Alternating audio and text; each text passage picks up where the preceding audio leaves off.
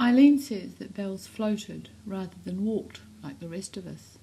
It's true, although sometimes it was bobbing rather than floating, past my window onto my couch.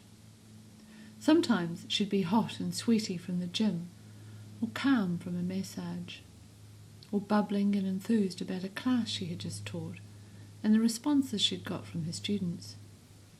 Other times it was her thesis on her mind, or some new toy she had found.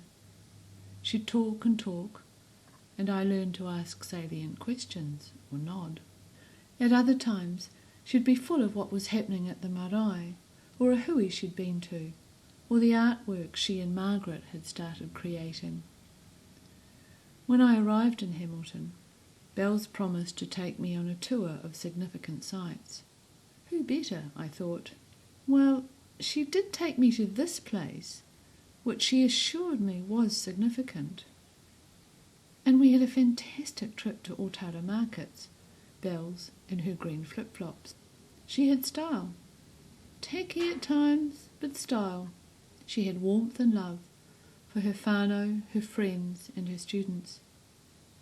She had chutzpah, courage, strength and forbearance that enabled her to go to places metaphysical, intellectual and physical that many of us will never get to. And in hospital she was generous. Our last morning together, spent sitting around like Lady Mucks in our dressing gowns, drinking coffee and talking about the future, and the trip she, Margaret and Ruiha had been on. Cheers, Bells.